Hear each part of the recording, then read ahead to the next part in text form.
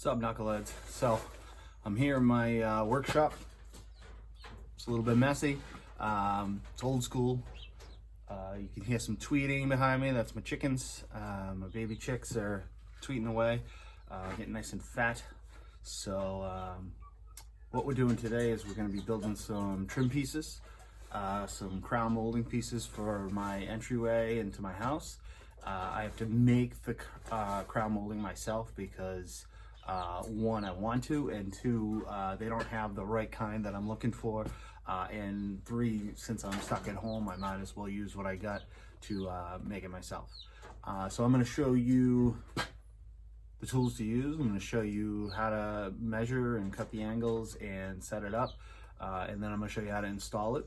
And along the way, I'm going to show you some different math things, and hopefully you can you can watch it and maybe learn something and maybe make fun of me. I don't care, whatever you want to do.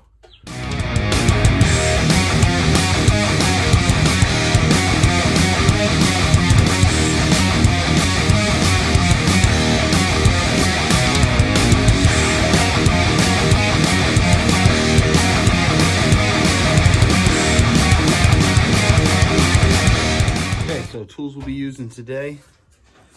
This is a router. All right, so I'll show you what it does, but basically this is going to cut my trim to the the shape of the molding that I want. I got my different bits in here. I think the one we'll be using is probably going to be this guy here. So it's going to give some detail to the wood.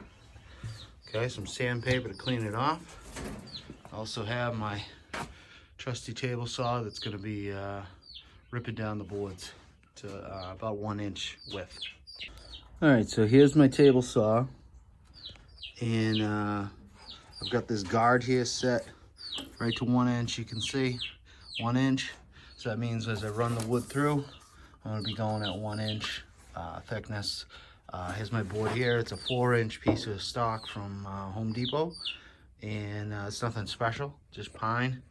It's cheap stuff. But once we run it through and we use the router to make it look pretty, you'll see it's going to look kind of nice.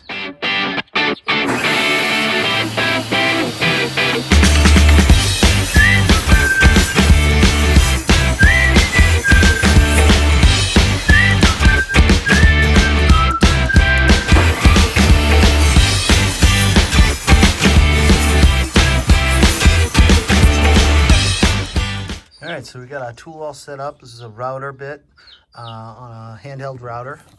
And we are going to be, so you hold it like this, and we run it along the edge here.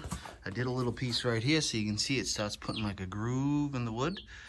Gives you like a nice trim look.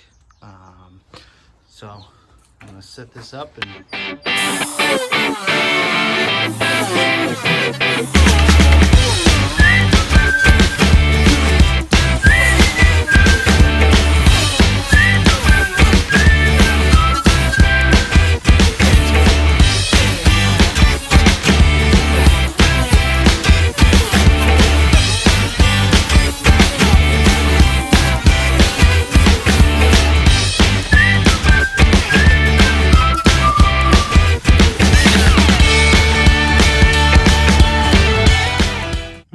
pieces all trimmed up, so it looks nice. It's got that nice like kind of lip to it and a little curve. It's gonna sit up on the crown. Now I gotta cut it to the dimensions, to the size of the walls. We're gonna be cutting some angles so that it fits in nice and neat. I'll show you how to do that in a minute. But yeah, we're ready to move on. It went pretty good. So this big beast here is called a miter saw. Some people call it a chop box. Some people call it a, I don't know, something else. This is usually used for larger cuts. It's kind of a big saw to be doing little cuts.